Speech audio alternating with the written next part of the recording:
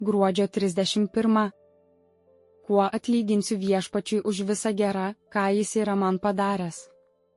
Aš paimsiu išgelbėjimo taurę ir šauksiuos viešpaties vardo. Ištesėsiu savo įžadus viešpačiui visos jo tautos akivaizdoje. Psalmių knyga 116 skyrius nuo 12 iki 14 eilutės. Metų pabaiga yra tinkamiausias laikas priimti naujus pasiryžimus ateinantiems metams.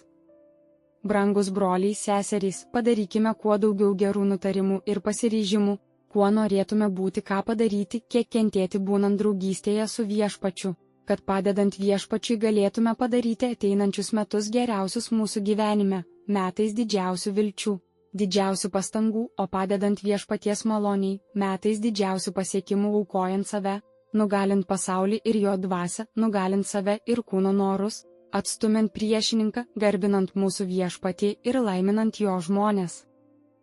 Dabartinės viešpaties geradarystės mums – tai jo kūrybos palaiminimai.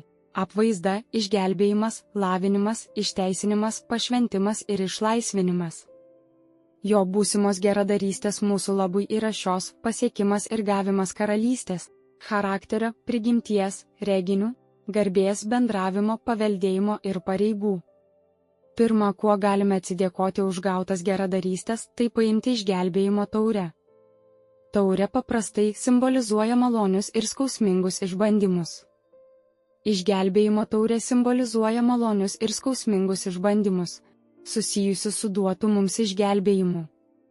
Todėl norime su dėkinga ir viską įvertinančia širdimi priimti šiuos išbandymus. Toliau šauksimės viešpaties vardo, su pasitikėjimu priimdami jo malonę, gailestingumą ir tiesą kiekvienos mums sunkios valandos metu.